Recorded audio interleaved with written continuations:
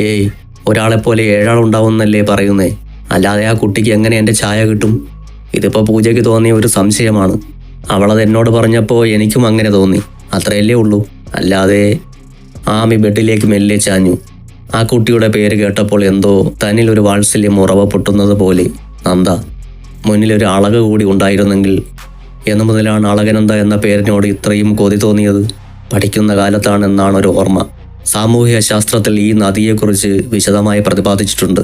ഗംഗയുടെ ഒരു പ്രധാന ശാഖയായ ഉത്തരഭാരതത്തിലെ ഒരു നദിയാണ് അളകനന്ദയെന്നും ഗംഗാ നദിയുടെ പ്രധാന ശാഖകളായ ഭാഗീരഥിയും അളകനന്ദയും ഉത്തരാഖണ്ഡിലെ ദേവപ്രയാഗിൽ വെച്ച് സംഗമിക്കുന്നു എന്നും ഇന്ന് ഈ സംഗമസ്ഥാനം ഗംഗോത്രി എന്നറിയപ്പെടുന്നതായും അതിനാൽ ഗംഗയുടെ ഉത്ഭവം ഇവിടെയാണെന്നും അതുപോലെ ഹൈന്ദവ പുരാണങ്ങളിൽ പലതിലും പരാമർശിച്ചിട്ടുള്ള പുണ്യനദി കൂടിയാണ് അളകനന്ദയെന്നും പഠിച്ചപ്പോൾ അറിയാതെ മനസ്സിൽ ചേർത്ത് വെച്ച പേരാണ് അളകനന്ദയെന്ന്.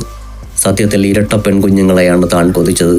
ഒരാൾക്ക് അളകനന്ദയെന്നും മറ്റേയാൾക്ക് നന്ദയെന്നും പേരിടാൻ ഒത്തിരി കൊതിച്ചതാണ്. അന്നേരം അദ്ദേഹം തന്നോട് ചോദിച്ച ഒരു ചോദ്യമുണ്ട്. 3 പെൺകുഞ്ഞുങ്ങളാണെങ്കിലോ? മറുപടി ഇല്ലായിരുന്നു. അപ്പോഴത്തെ തരം പോലെ പേരിടുമെന്ന് താനും മറുപടി പറഞ്ഞു. അദ്ദേഹം എന്ന് ഓർത്തപ്പോൾ കണ്ണിൻ്റെ കോണിൽ ചെറിയ 2 നീർത്തുള്ളികൾ ഉരുണ്ടുകൂടി. ജോൺ സാമുവൽ എന്ന തൻ്റെ ഇച്ചായൻ, കൊടുങ്ങല്ലൂർക്കാരൻ നസ്രാണി. അദ്ദേഹം മുന്നിലേക്കിട്ട് തന്ന കൊതിയൂറുന്ന ജീവിതം. അത് ആസ്വദിക്കുന്നതിന് മുൻപേ തട്ടിത്തെറിപ്പിച്ചു കളഞ്ഞു വിധി എന്ന സാമദ്രോഹി.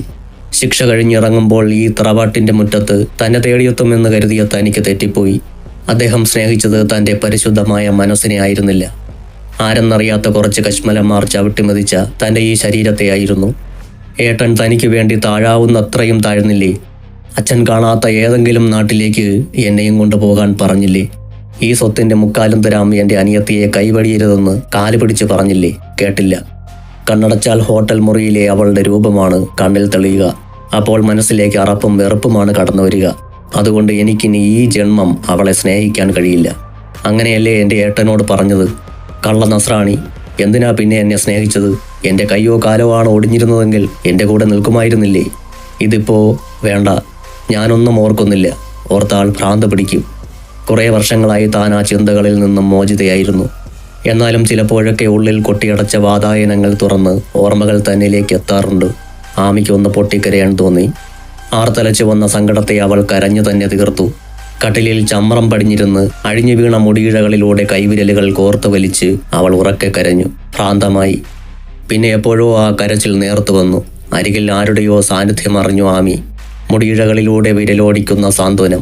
തിരിഞ്ഞു നോക്കിയില്ല. മനസ്സുകൊണ്ടറിയാം അതാരാണെന്ന്. ഉള്ളിലെ സങ്കടം തേങ്ങലായി മാറിയിരുന്നു. മോളെ, ഏട്ടൻ്റെ ആമി എന്തിനാ ഇങ്ങനെ സങ്കടപ്പെടുന്നത്? കുറച്ചു നേരം കൂടി അങ്ങനെ തന്നെ കിടന്ന് കരഞ്ഞു.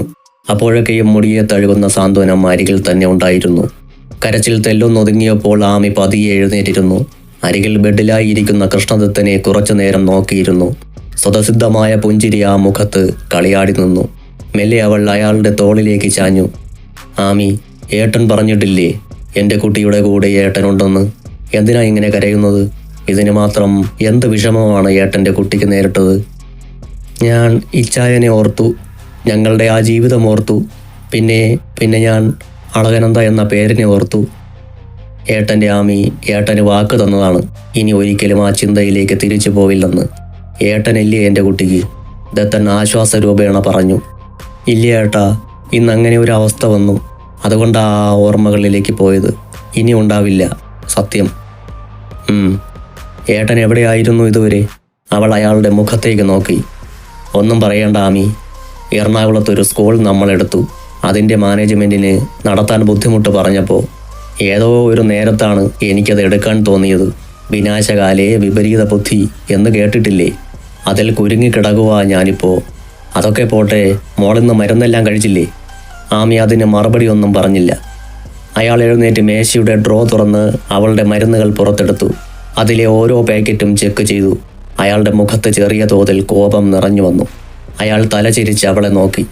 അവളാണെങ്കിൽ കുറ്റവാളിയെപ്പോലെ മുഖം കുനിച്ചിരിപ്പാണ്. ആമി, നിന്നോട് ഞാൻ പറഞ്ഞതല്ലേ മരുന്ന് മുടക്കരുതെന്ന്? എൻ്റെ കുട്ടി, നിന്നെ ഇനിയും പഴയ കോലത്തിൽ കാണാൻ ഈ ഏട്ടന് വയ്യാത്തോണ്ടാ.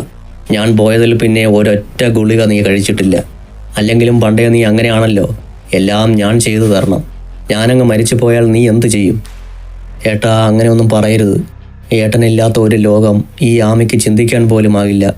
സങ്കടത്തോടെ കുറച്ചു നേരം അവളുടെ മുഖത്തേക്ക് നോക്കി നിന്നിട്ട് 2 പോക്കറ്റിൽ നിന്നും ഓരോ ഗുളികകൾ എടുത്ത് അവളുടെ കയ്യിൽ വെച്ച് കൊടുത്തു. എന്നിട്ട് അയാൾ മേശപ്പുറത്തെ ജഗിൽ നിന്നും ഗ്ലാസ്സിലേക്ക് വെള്ളം പകർന്ന് അവളുടെ നേർക്ക് നീട്ടി.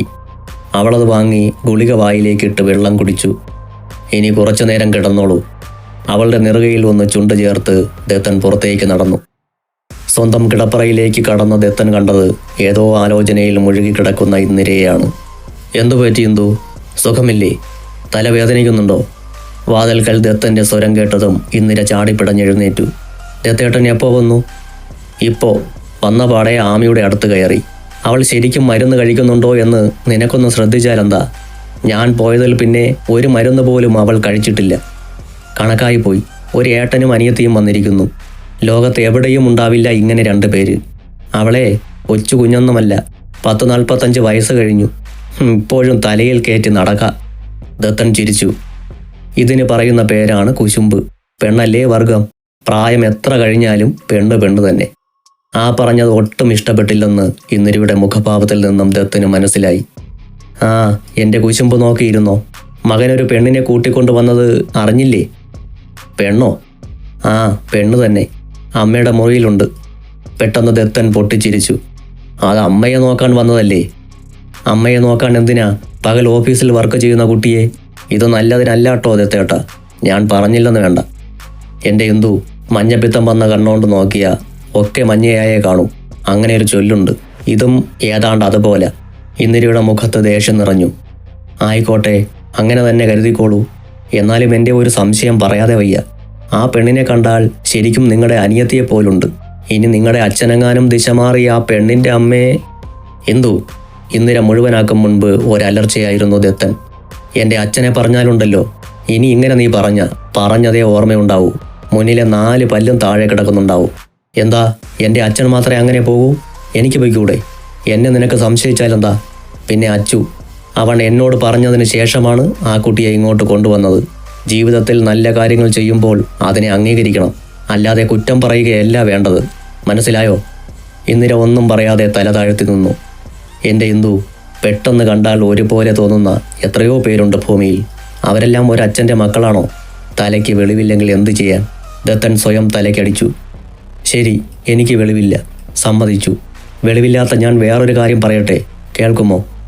പറയേ. എത്രയും വേഗം അച്ചുവിൻ്റെ കല്യാണം നടത്തണം. നടത്താം. നടത്താമെന്ന്. എന്തായാലും നിന്റെ ഏട്ടനോട് നാളെ ഇവിടം വരെ ഒന്ന് വരാൻ പറയൂ. അച്ചുവും പൂജയും തമ്മിലുള്ള കല്യാണം നമുക്കങ്ങ് ഉറപ്പിക്കാം. ഇനി അളിയനെ ഞാൻ വിളിച്ചു പറയണോ? വേണ്ട, ഞാൻ പറഞ്ഞോളാം. ദത്തൻ പിന്നെ ഒന്നും പറഞ്ഞില്ല. എഴുന്നേറ്റ് പുറത്തേക്ക് നടന്നു. ലക്ഷ്മി അമ്മയുടെ മുറിയുടെ വാതിലിൽ ഒന്ന് തട്ടി ദത്തൻ. അല്പസമയം കഴിഞ്ഞതും മുന്നിൽ വാതിൽ മലർക്കെ തുറന്നു. പതിയെ അകത്തേക്ക് കടക്കുമ്പോൾ വാതിലിനരികിൽ തലതാഴ്ത്തി നിൽക്കുന്ന പെൺകുട്ടിയിൽ ദത്തൻ്റെ മിഴികൾ ഉടക്കി.